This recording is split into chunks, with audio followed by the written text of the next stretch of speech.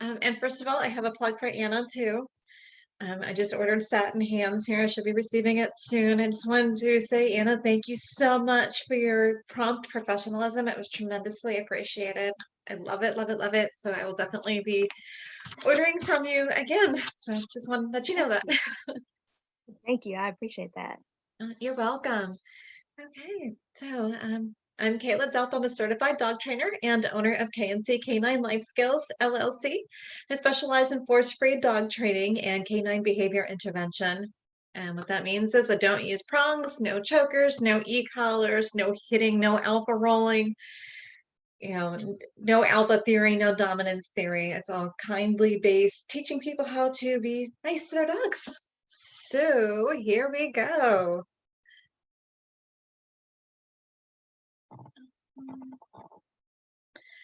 And unfortunately, I'm not able to because Kahlua has it blocked. So, yeah, this isn't going to work real well right now. So, Hopefully she should be right back. Kahlua, would you mind? Kayla wants to share her screen with us, I think. Is that right, Kayla? yes, it says host disabled participant screen sharing. Yeah, I think she can just switch that over, I think. Oh, perfect. I was like, wait a minute, that's not working. Okay, where do I get, there it is here. Okay. Give me just a second here to find what I am trying to find. There we go. All right, bear with me just a second here.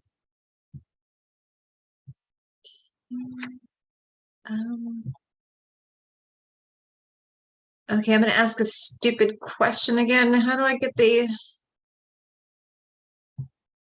Oh, I got it. Okay. We all know I'm not the most technologically advanced person on earth. Okay. So what I'm presenting today is about an introduction to canine behavior intervention. A lot of people's dogs do have some behavior issues, and that's completely okay. So here we go. So the first point I want to bring up is the canine professional starting point. It begins with doing a functional behavior assessment. And just the nuts and bolts of a functional behavior assessment are assessing the antecedents, behaviors, and consequences. The antecedents are, what events or had happened prior to the behavior occurring. For example, for a lot of people, they say, oh, my dog's growling at me when I try to get them off of the sofa. And I say, okay, well, what happened before that may have prompted that response? What behavior is the dog presenting?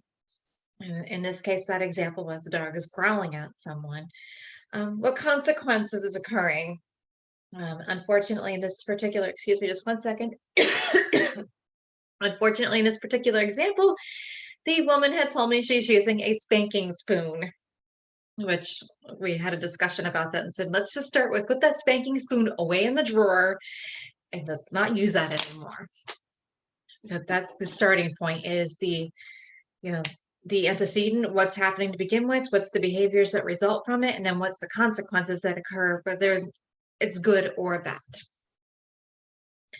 And then there's also the human client starting points, because I do believe in the fact that I'm not just there to teach the dog, I'm here to teach the human too, and it's a team experience. So the human client starting points is I teach people to understand that the dog does not need to be fixed. He or she is not broken to be fixed. And I say the note here, this is not in reference to spay and neuter procedures, because unfortunately the word fix is attributed to spay and neuter. And the truth of the matter is it's called, it's altering, is what that is, so that the dog can't, a female can't become pregnant and a male can't impregnate another dog. The second point is I start with this teaching people to understand their dog is having a hard time, not giving you a hard time. And I know a lot of trainers, they focus on the premise of, is your dog, embarrassing you? Is your dog frustrating you? And yada, yada, yada. And I don't perceive things from that standpoint, because honestly, your dog is struggling. And the reality of it is you're human, you're a dog, and there's that species communication gap. and you're not understanding what's going on. And the third human client starting point is understanding that the dog needs help to overcome their behavior issues rather than suppressing them. Because a lot of trainers, they just believe in simply suppressing the behaviors, such as a lot of people, I'm sure you've probably heard, if a dog's barking their head off during a walk, just make them sit. Or if they're barking their head off out the window, just make them sit. Well, that's not the best thing to be doing when your dog is so overstimulated and stressed out. They just can't. It's like asking you when you're upset and frustrated, like, and had a rough day at work, like asking you, you know what, just sit down and be quiet. You're going to be like, oh, hell no, that's not going to happen. So that's the human client starting points. Next point I want to bring up is, what is canine behavior intervention? And I've already touched on this a little bit, but I just want to give you a little bit more detail here. Canine behavior intervention addresses the underlying causes of the behavior issues, such as fear, anxiety, and stress. Because when you're seeing the barking, lunging, growling, things of the sort, pulling on leash to get towards something, there's an underlying cause there. It doesn't need to be suppressed. It needs to be understood, like, why is this happening? How can we help create a positive association or perhaps an alternate behavior? Like, for example, with jumping is a popular one that people say, I'll just have the dog sit.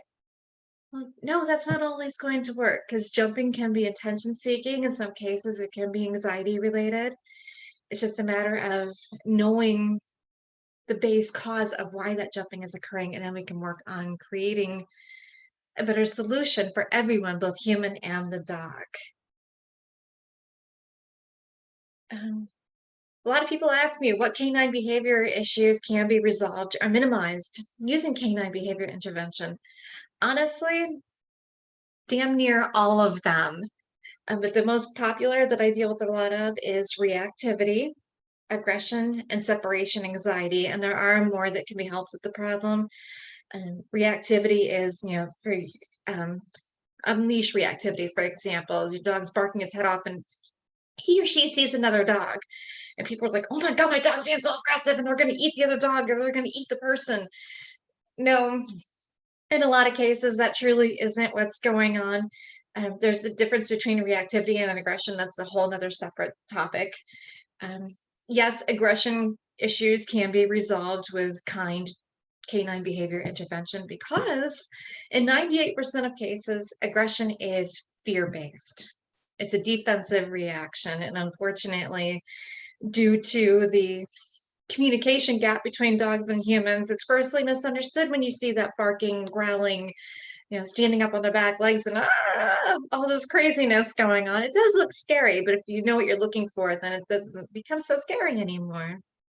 And separation anxiety can absolutely be helped with kind canine behavior intervention, because a lot of people, they call me with separation anxiety issues and like, oh, my dog's whining. I want you to make it stop. Okay, let's back up. Hold on a second here. Okay, first of all, what does whining look like? What happens before you leave the house? What happens when you leave to the other side of that slider or what have you, or you walk into another room and you shut the door? These things can all be helped. Even sometimes it can be helped with dog-dog aggression, but that's a whole nother ball game in itself. A few canine behavior intervention methodologies, just to give you a broad overview. Managing the environment, that is the starting point to all canine behavior intervention.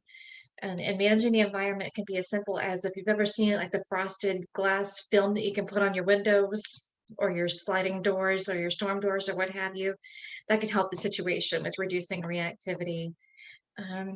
Taking your dogs out for walks during off-peak times of day is a really good starting point. That way you're not stressing you, you're not stressing your dog, and everyone's much happier, I will tell you that. Car rides, for example, there's some dogs who have issues with car rides. I tell people, start when there's not so much traffic out and try to stay on the highway to start with. A lot of dogs do better with highway traffic than what they do with suburbia traffic, with all the stop signs, red lights, people walking, biking, motorcycles, etc., etc. And then, of course, we move into desensitization and counter conditioning, which is the desensitization component is reducing the intensity of the response to start with. Just say you've got issues with your dog's barking like a madman or woman when the doorbell rings. We work on starting with helping to bring that level of intensity down just a few notches so that the dog can actually focus and think. And it helps you to be able to focus and think too. So both of you are working together for a common goal there. And then we work on counter conditioning. So again, using the example of the doorbell, what we would work on next is like, okay, we've reduced the intensity of that response. Then we work on, okay, getting the dog to go back to you, for example, like looking for their treat. Like, okay, I hear the doorbell. I get 2, 3 barks. I get a treat. Awesome. Yay. Woohoo. Or in some cases, a dog, they go to their bed or they might go to another room or what have you. It just completely depends on the dog and the family. And another option you have is cueing an alternate behavior. In some cases, that can work. It depends on the overstimulation level of the dog. If they're truly that overstimulated, they're just not going to be able to redirect toward anything to do an alternate behavior. But if it's mild overstimulation, in some cases, you can get a sit at the front door. Yes. But again, it depends on the dog, depends on the human. So that is my short, sweet presentation. Anyone have any questions, thoughts?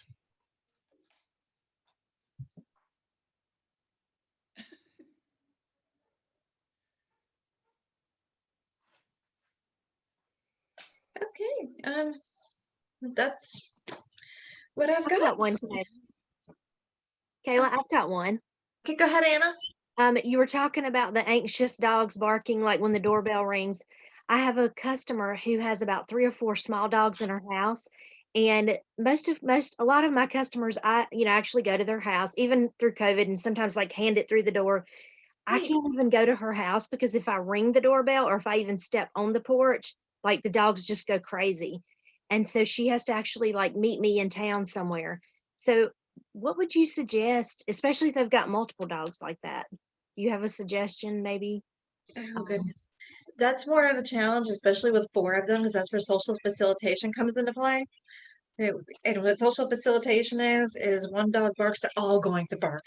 that's kind of what happens. Yeah, one starts and it's almost like kids, like one starts crying and Yes. like they all Like start. they don't know what they're barking at. They don't know what they're reacting to. They're like, I call it doggy sing along as the non-textbook version of it. But with 4 dogs, it's going to be a challenge. In her case, the best thing to do is maybe put all of them into another room to go answer the door.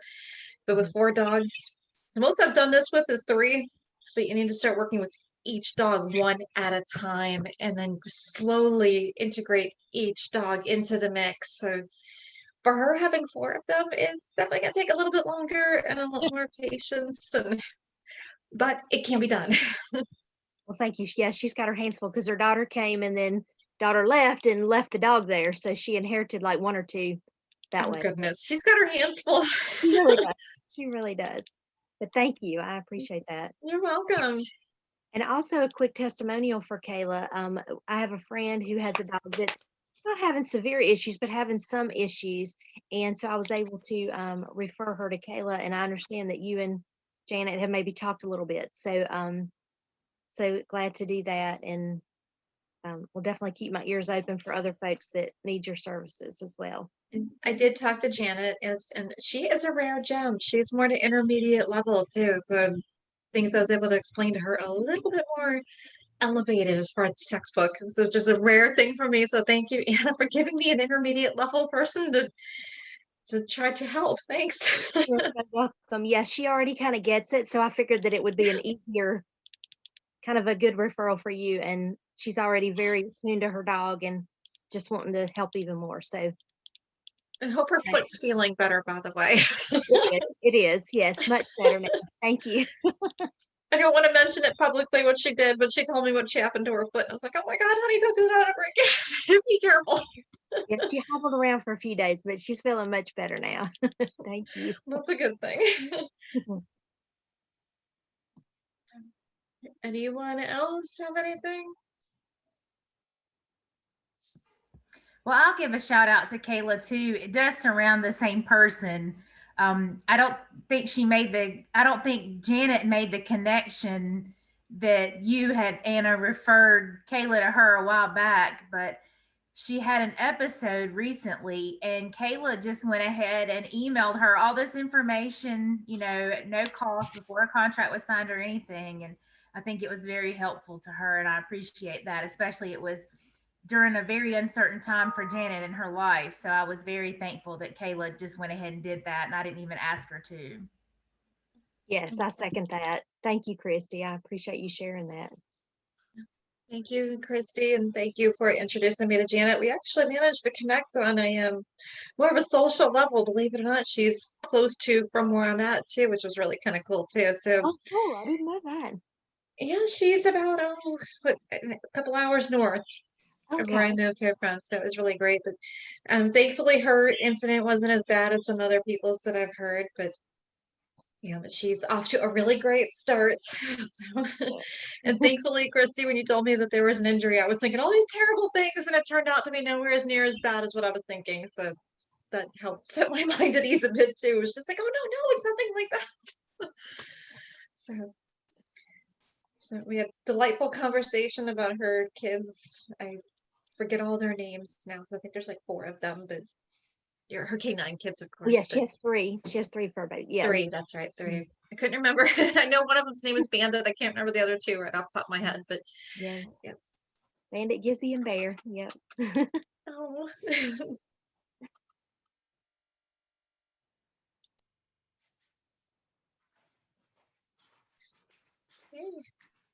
Any thoughts? Anybody?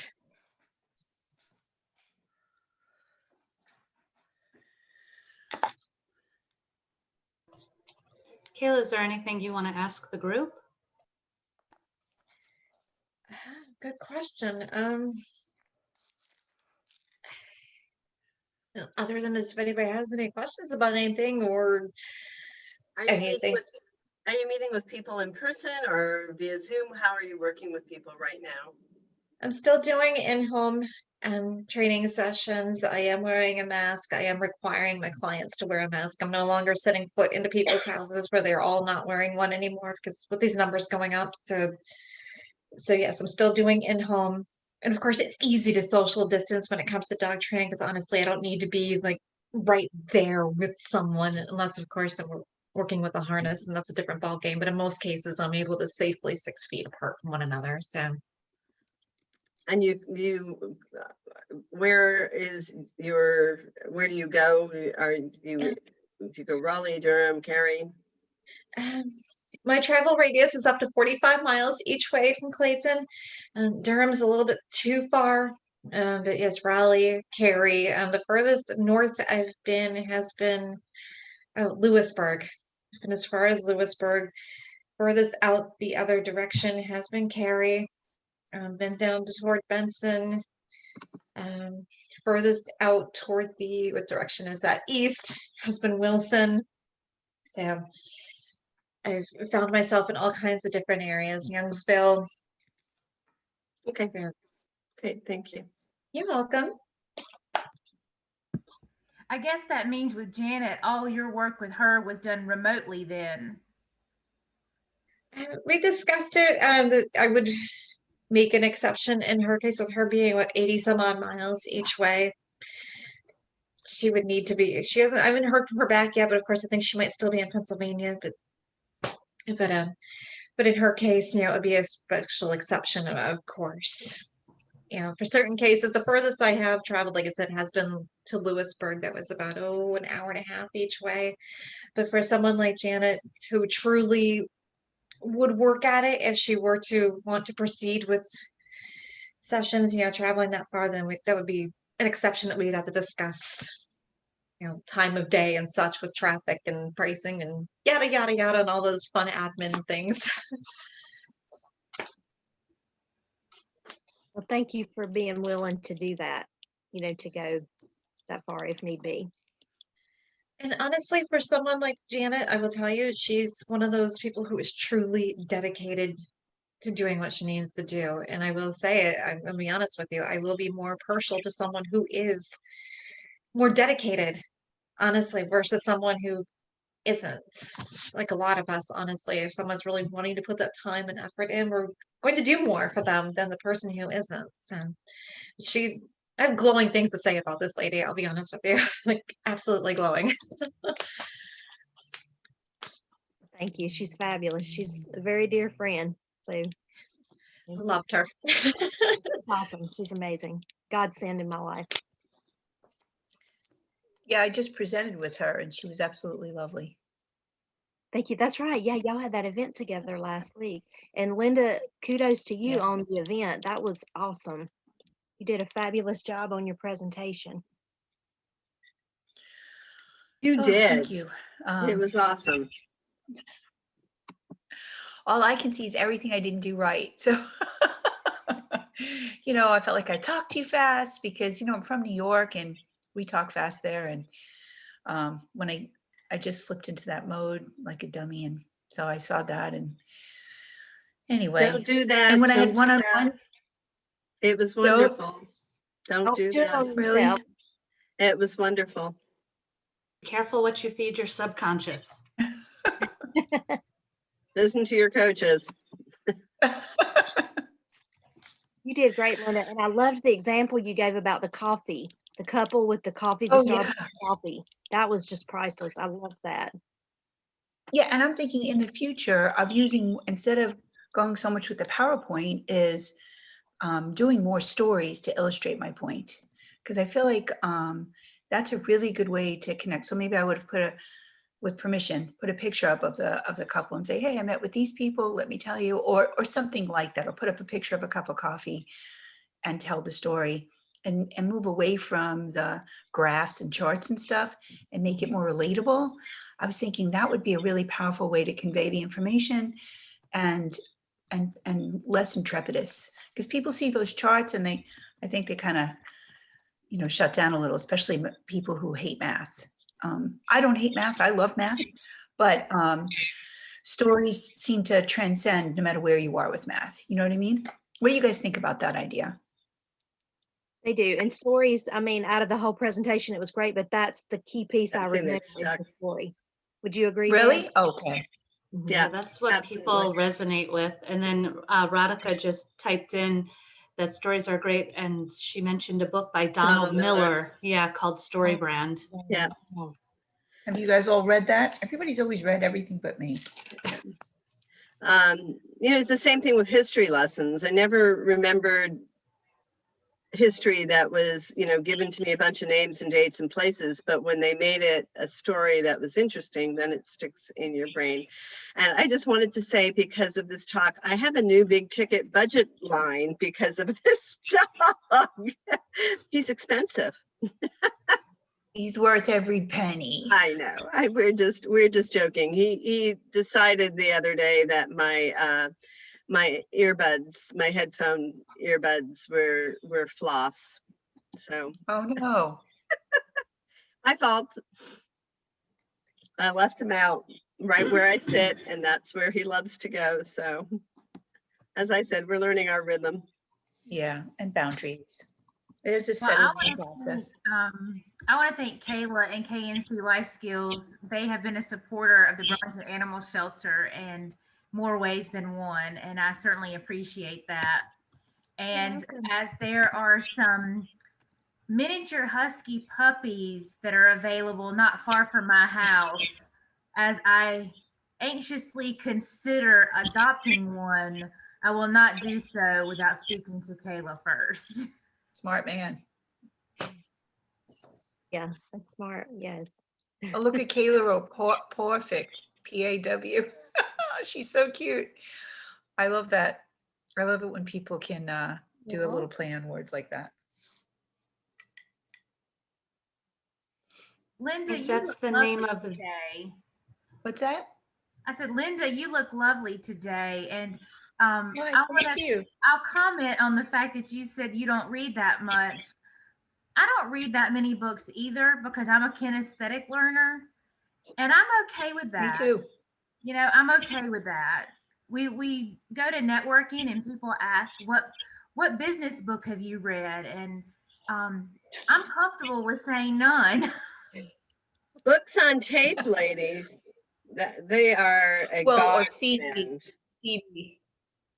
Yes, and she's Yep, absolutely right. audiobooks. When I was younger, I used to get them on cassette from the library. But that's why I was making this announcement Thursday that the library is opening by me. I know some of the big ones might have been open, already, but the local neighborhood by me, that library is open. And I was thinking about getting books on CD so that when I'm out, doing my errands, I could, or when I'm here doing paperwork, I could maybe listen to a book, like put it in my laptop, because I have a really old laptop as a CD player.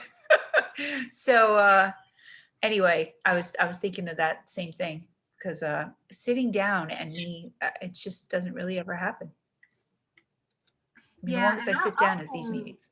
I also like podcasts. So Mike Manning does a Wired to Change podcast, and he's a business coach. So you learn something about a business and some business tips. Well, and Okay. that's that brings up next week's speaker is a guest speaker who is actually a podcaster. He has the Positive Side podcast. He is well, he's a longtime salesperson. He's quite the sweet talker. And he's got this podcast. I mean, he's got 10,000 followers on Facebook. So he's done quite well with this thing. It's not like it's been around for 10 years. I mean, it's just a couple years old.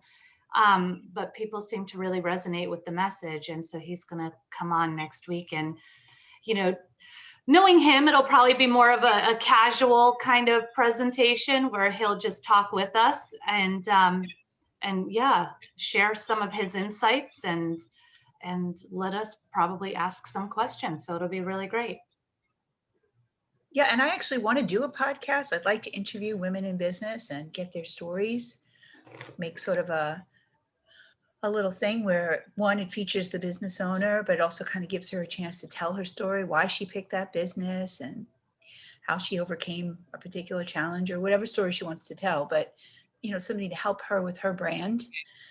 And I think it'll be a lot of fun to create that sort of documentation about the average girl, how she went into business. And like, I love Anna's story. Starts off as an elementary school teacher and, little Mary Kay on the side, and then was able to become self-employed by it, and maybe listen to some of the reasons how she did that. Or Kayla, I'm sure, has a story about a dog that won her heart, and she decided to devote her life to this. I mean, so each of us have these stories. So I'd love to document them in a podcast. I think it'd be a lot of fun. And rogue nurses and traveling gurus and fantastic artists and videographers. I mean, we all just have a great story to tell, and we should, I want to give that a voice. You know what I mean? I think that's great. But I don't even know where to begin. So I'm really interested to hear what this guy has to say. Like, how do you even start? Mike Manning likes to help people start podcasts. Oh, does he? Mhm. Yeah, he does. Very good at it. Yeah. Yeah. He's interviewed me before for it. Oh, really? I'd like to hear that podcast where he interviewed Okay, you. I'll email it. I'll send you a link. Okay, Who that'd is be cool. that? So I can. Mike Manning. I've already written his name down on my handy That's kind dandy of a pad. common name. Is that like, is there a way? What is he? He's a business a coach business at coach. Wired to Change, podcaster, grandfather who likes to announce. Linda, Okay. I'll send you to an introductory email if you'd like Oh. that. Yeah, he'd be Okay. a great person for you to connect with. He knows tons of people. Yeah. So He hosts the BNI Speed Networking also. Which one does he host? BNI Speed Networking. Speed. Oh, And I you like just speed have to be dating. So a let's see BNI about member speed too. networking. and you don't have to be in BNI to go to the speed networking, right, Christy? Right. Mhm. Yeah, because I'm in BNI, but I know and Mike's actually our area consulting director for my BNI chapter too. Oh, Super really? good guy. Not Yeah. Steve Hand? I'm sorry. Not Steve Hand? Steve is actually over him now. Steve has gotten promoted, so he's actually above Mike now. But Steve's the one that Wow. actually trained me in networking and helped me get started. Steve Hand? Steve Hand. Mm-hmm. He's a cool guy. He is. I really like him. Yeah. You know what I like about him? Technically, I'm like competition to him, but he's never treated me like that. So he's sending me nice notes on LinkedIn. Whenever I meet him in public, he's very cordial. He went out of his way to introduce his wife. I mean, I love it when somebody feels secure in what they are and what they're doing. And you can measure a lot about a person with how they treat somebody who they can't get anything from, you know? That's true. That's true. I agree with you. It's all about collaboration. Yeah. And just the resolve that you don't have competition. Whoever's meant to be yours, they're yours. Yeah, that's right. And Clue always says you can't say the wrong thing to the right person. I love You that. can't screw it up because it's meant to be, you know? I love that. That's awesome. So true. What was the name of that podcast? Because I looked it up and I'm not seeing it. And can somebody put the information for the speed networking in the chat? Yeah, that would be awesome. And what was it? Donald something for storytelling something. What was it? Donald what? The book for storytelling, branding, Story brand. was it? Story Brand by Donald Miller. She put it Yeah. in the chat. It's in Oh. the chat. Well, that would be for other people who read the chat. Retail people will. Anna will copy it and over. send it to you. Yes, that's right. I'll send it to you. I appreciate that. Yeah, that's one of the great things about Anna. She's on it with that, sending it out to everybody. Thank you. Thank you. And the Story Brand book is really good. I have not read it, but one of our Mebane members, Katie, the photographer in our group, she did a presentation on that book, and it was really good at a leads group that we're in. And definitely one I want to read because, just like with you, Linda, the story about the coffee, that's one of the main things I remember from that day. And that's what she was talking about, how stories help people remember and connect. So it's the basic premise of that book. You know, and it's funny, and this is like totally off topic, but when I was interviewing for jobs inside Wells Fargo Bank, when I still worked there, their way of interviewing is saying, tell a story when you blah, blah, blah, showed great customer service, overcame a challenge, right? Oh, wow. So tell these stories. And then at the end of the interview for feedback, they're like, you're so great at telling stories. We forgot how you answered the question. So I actually had to tell the story and say, and so how I'm answering the question is, and draw the connective dots for them. Oh my goodness. So the district manager, he was like, yeah, it's a compliment and it's a handicap at the same time. I said, that's my life. So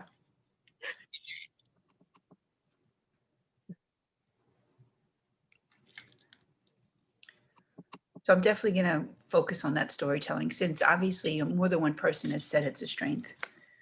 And I'm going to see if I can refine it a little bit. All right. Well, I know we have a hard stop today. So I just want to give everybody, final minutes to, if you have any last questions, if you have any events or anything you want to share. Have the quote. Oh, yeah. Oh, good. Thank you. So I really liked this one. As we all are going into 2021, a lot of us think about losing weight and stuff like that. And I found this one: the best weight you will ever lose is the weight of other people's opinions of you. Oh, wow.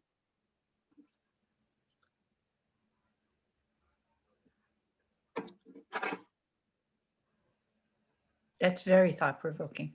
Mm-hmm.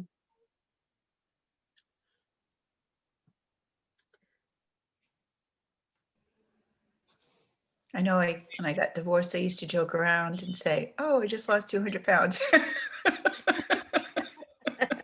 just put that in the chat so we have access to that afterwards too. That's wonderful. Thank you. Yeah, that's something to definitely think about. I think as women, I think we do maybe give too much headspace to how we're perceived, Mm-hmm. what people think. It's hard. It's hard to tamp that down. Yeah. How do you crowd that out? How do you shut down that noise, Kalua? What's a strategy that you use or you coach people to use? Well, just awareness of when you find yourself doing it, and then that reminder, a lot of times it just comes back to awareness. Sometimes we're just doing it without even realizing it. Yeah. So if we start, when we're feeling or we're feeling, pause and reflect and what's happening right now, what's got me down, and then remember, then you see, oh, it's so-and-so said this to me, or, whatever it is. And then just remember what other people think of you is none of your business. And, and just kind of move on. And then of course, things like the tapping will help, so that it doesn't accumulate in you. And as you go along, that it just, subtly the energy seems to separate from it, where it gets smaller and smaller. Yeah. It'll probably never 100% go away though, will it? I mean, if you're, enlightened, living in a cave and not in your pearls and your Coco Chanel dress here. I don't know that I don't know that I know anybody. I know some people who are really, really good at it, but every once in a while it creeps in and you gotta, Yeah, the only people I know who are really good at it are narcissists, and they're so full of themselves, they don't care what anyone else thinks. But I don't want to be that person either. No. I do want to care what people feel and think. I just don't want it to use it to hurt myself. Yeah. So if I've said something and somebody's offended, I want to be quick to say, oh no, that's not what I really meant. Or, yeah. I apologize. There was a misunderstanding here or something like that. I do want to know that. Yeah, absolutely. To use it as a learning tool to improve yourself. That's a wonderful gift. But to sit there and eat your energy of, just ruminating about, oh, I've upset so-and-so. Well, if you've upset so-and-so, apologize. Yeah. That was not my intention. And then that's it. Now, if they continue to feel poor about it, that's their baggage, not yours. And so, if you've authentically apologized, you've done your part. And now you're going to move forward in life, remembering that, sometimes this doesn't work. And I'm going to maybe tweak that. Yeah, but I'm thinking more about the worrying. Did I talk too fast in my presentation? That kind of stuff is not going to help me. No. And so surrender. Do your tapping on surrender, letting go. And honestly, you didn't talk too fast. I would figure out a nice way to tell you if you did, but you didn't. It was a good tempo. Oh, okay. For you to follow. Agreed. Isn't Anna so tactful saying that? If I would find a nice way to tell you if you didn't. That's what I just love about her. She can do that. I noticed that too. I love that. She's the belle of the South, let me tell you. Oh, thank you. She would wrap it around like a bless your heart. No, she would not. Because bless your heart is like a put down. That's like saying Not you see it. necessarily. No, not necessarily. Not necessarily. It's like because one of my gently delivering the news. Mm-hmm. Yeah, one of my coworkers at my co-working space, she's from New Jersey originally, and that's what she said. That we Southerners say that, so we can just wrap it around. And then one day we were talking about something, and I think it was about her dog or something, and I was like, "Oh, bless his heart, is he okay?" And she realized I was concerned, and it wasn't sarcastic; it was genuine. So that really opened her eyes. Yeah, that you can't stereotype, but you do know there are Southern people who say, "Oh, darling, just because that dress was in your size doesn't mean you should wear it, bless your heart." Then that's mean. Exactly. I have seen and heard people do that. So it's like any tool, it's a knife. You can cut up your food with it or you can kill somebody with it. I mean, any tool can be misused. True. I agree. Agree. Yeah. And when people talk like that to me, I say, you do know I'm from New York and I can punch you in the throat in any given moment. You do understand that, right? And they're like, oh my goodness. And then remember, the best weight you will ever lose is the weight of other people's opinions of you. That's right. Yeah. Linda the badass. I will tell you though, like even in New York, all my girlfriends, if you say to them, if you were in a dark alley, who would you want with you? Resounding, Linda Tello. And mostly because they think I can talk my way out of anything. That's their perception of me. So I have good people handling skills in high stress situations. And I agree that some people need to be told that they need to be punched in the throat. They need to know that. Some people genuinely need to hear those words. Yeah, I mean,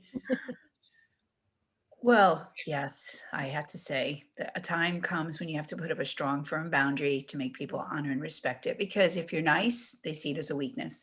Yes. So they just need to know you've crossed the line, firmly. But I've never acted it out, though. Just want to make that very clear. Right. Been 3 decades since I've accosted somebody, and it's going to stay that way because I can figure out another way. I'm smart enough to figure out another way to handle the situation that doesn't involve any kind of violence. Right. With the exception of somebody breaks in here in the middle of the night and, I have to defend myself. Without those extreme situations, I'm leaving those out. We're glad to have you in our corner. That's right. Kalua, are we supposed to know about the tapping, what the tapping is? Oh, there's Brad yeah, Gates. yeah, Full blown yes. here. Go baby go. EFT tapping is basically you tap on the meridians while you're saying statements. Basically, just it's almost like acupressure or like psychology and acupressure put together. But there's somebody that I really resonate with on YouTube. His name is Brad Yates. And he has videos for like almost everything, financial stuff. Yeah. Fear with money, of success. There's, emotional pain, letting go of that. There's resentment. There's, everything. My joke is if you accidentally eat a sweet pickle when you think you're going to eat a dill pickle, the trauma of that is probably up there. Well, it's not. but I've seen a lot. But seriously, even right down to like basic like snakes and clowns, or just fears. But worthiness is another really great one. That's Go one I look him up. recommend a lot. Yeah.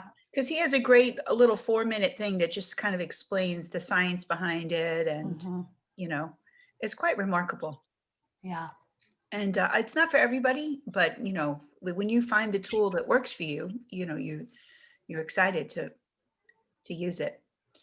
And it's something you can do in just a couple of minutes at the end of the day or in the morning. And for anything that you're concerned about and sort of find an inner peace, help you process it and lay to rest so that you can go on with your life and not have it bother you for days and weeks. Yeah. And understanding that if you've had, 30 or 40 years of this subconscious belief, you're probably going to tap on it a few times, to undo it.